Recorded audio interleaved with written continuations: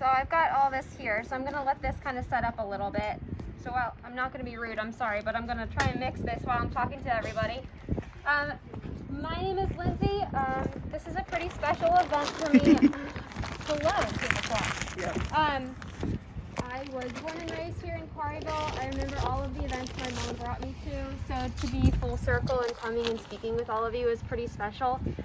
So I'm glad you are all here. I am an environmental scientist, but I always like to throw student after that because we are all always learning. And in the science field, there's always something to learn. So I'm always a student, and I've just come to, I'm okay with that. In Ruby's Birds, we learned about something called a habitat.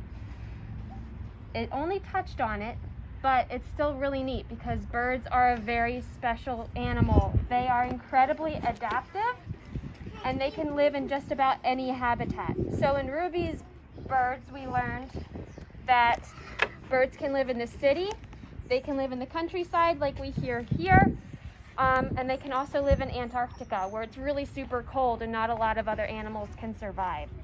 Does anybody know what a habitat is, or have we heard of the word habitat before? Awesome. So you know what I'm talking about. A habitat has everything an animal needs to survive. And there's 3 main things that animals need: food, water, and shelter. All right, sorry, I'm just putting petroleum jelly on our That's part of the balloon craft. here. You blow up a balloon about a little larger than an orange, but smaller than a cantaloupe. There we go.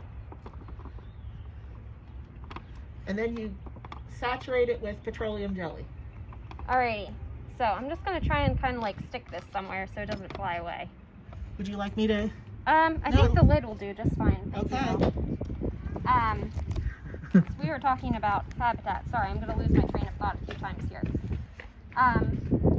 Some birds are different though because their habitat doesn't stay in the same area. And when we talked about in Ruby's Birds, we learned about the golden-winged warbler. And warblers are an example of a migratory bird, which means that they move around throughout the year because their habitat changes as to what they need. So some birds, they'll move because they just don't like the weather. I don't blame them. I don't always want to stick around for the winter, so they'll go somewhere else where it's warmer. Other birds, they're looking for a mate, and it's not in this location. That's great for nesting and raising little birds. So they'll move to a new location as well. Some just need a different food source, so they'll go to different locations to find food. But what's happening is birds aren't coming to the same location every year because of habitat loss. So if we knew that habitat has all the things a bird needs to survive, habitat loss means that they're losing one of those things that they need. Warblers, the golden-winged warbler, like we learned about in Ruby's Birds, actually used to come to Pennsylvania. But because of habitat loss, they no longer come this far south to migrate. Instead, they're staying up closer to New York and Canada, looking for mates. And then in the wintertime, they will actually go to South America because it's a lot warmer. And when I was a kid, I wanted to know what I could do now to prevent habitat loss. And when I found out that I could do a whole bunch of stuff in my own backyard, I was really, really excited about that. So I'm here to share that with you. You can actually prevent habitat loss in your own backyard, and we can do that by native planting. So if you have a garden or the availability in your backyard to plant different flowers that are native to Pennsylvania, you're going to help support the bird population. Because what you're going to be doing is you're going to be attracting bugs that are native to our area. And bugs are going to bring birds because birds like to eat the bugs. So it's pretty neat that in our own backyard, we can provide a habitat for birds to come and live and eat and maybe even nest. Another thing we can do is something called preservation and conservation.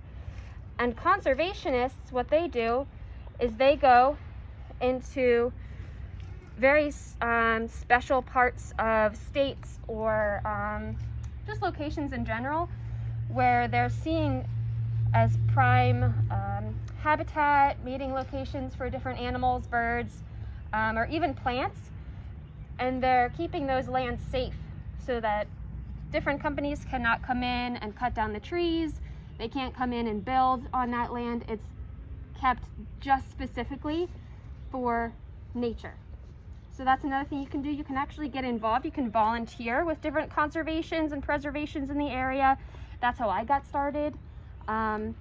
It's really fun. I've actually been able to go out with different scientists and look at different lands that are looking to be preserved, keeping an eye out for specific animals and plants, even some bugs, to try and see if that's a good spot to preserve or conserve.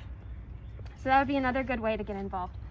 But anything you do is going to help when it comes to native planting, and it's a really, really important thing to do to help preserve the different animals that are in our area. So that's pretty much what I have to say. What are some of your favorite birds that live around here? Go ahead. Yeah, that's a good one. That's a migratory bird. That's a great example. A bluebird, that's a great native bird. Awesome. You like the bluebird, your mommy? Awesome. Bluebirds, they're really pretty. My favorite, go ahead. You like bluebirds? Yeah, they're really pretty, aren't they?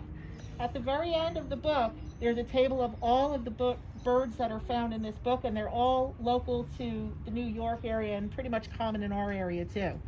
So if your child is interested in reading the book multiple times, one of them can be let's find the birds, because all of these birds are on one or other of the pages. So you can have them identify a bird, which helps them with recognizing objects in a story, which also helps them with literacy. And they'll also recognize the real birds as they encounter them. I guess I didn't really talk you guys through the craft. I'm sorry, I got talking about birds. So I'm fascinated. You're doing so much better than I did. So I have like a glue solution here. It's glue, cornstarch, and a little bit of water. And I'm getting my yarn saturated, and then I'm just wrapping it around this balloon. And it's not going to stick because of the petroleum jelly that's on here. Once it dries, we'll pop the balloon and you'll have your nesting ball. You'll be able to take that out, and then we'll fill this up with all sorts of nesting materials like sticks, twigs, little pieces of animal fur, anything that... The cat fur is labeled in case there are any allergies. Yeah. I have one more piece here. Does anybody have questions? I do. Go ahead. Have a question for Lindsey?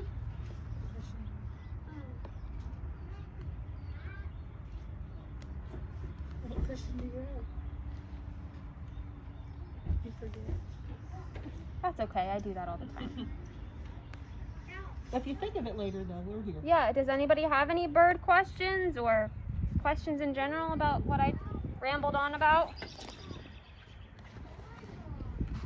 No? If you come up with anything, I'm going to be here the rest of the day. So. We have a question. Where would be the best place to hang this and put it out? Or what's the best time of year to put nesting materials out for birds? Now is a great time of year to put it out. We're coming into like egg laying season, so birds are really going to start building their nests and patting them up for the babies that are going to be coming soon. So now is a great time to put them out. You can put them out by your feeders, but make sure it's kind of enclosed somewhere where there might be shelter close by so the birds don't feel threatened coming out to get pieces. But really anywhere would be good that there's a tree, or you can hang them over like in little shrubs and bushes like this. But anywhere that they're not going to feel super threatened to come out and get pieces. That's a good question. Yeah, I was gathering the twigs, and it occurred to me that a bird that wants to pick up those twigs is out and exposed for hawks and other animals that might attack it. So putting it in a nesting ball allows them to be off the ground, away from the cats and their other natural predators.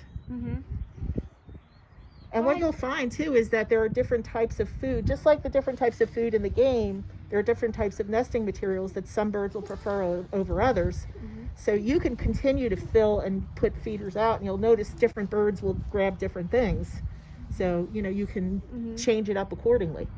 You just don't want to use animal fur if it has flea and tick preservative on it. So if you're brushing, like my dogs, we just brush them, and you'll get to see a lot of my dog hair. Horsehair apparently is huge. Yep. Like they love horsehair. You They cannot keep it in the feeders. You can actually, sometimes birds will come down on horses and they'll actually take the hair directly off a horse and fly away. It's pretty funny to see. Did you have a question? Go ahead. I have a little board house full of little boards, but I haven't put it up yet, so maybe I can put it up this week. That's a great idea. Yeah, we have a little nest, a little bird's nest on our back porch right now, and it's a little a little Carolina wren, and these are really interesting because they will actually build up to 10 different nests, and then as a couple they'll go back to all the different nests and say, which one do you like best? Where do we want to have our family? And then they'll come back to that nest, and that's the one they picked. And we were lucky enough they picked the one on our back porch, so we've been able to watch the little wren come back and forth, and hopefully soon we'll have some eggs, so that'll be fun to watch too. And we're going to do a little swapperoo. I'm going to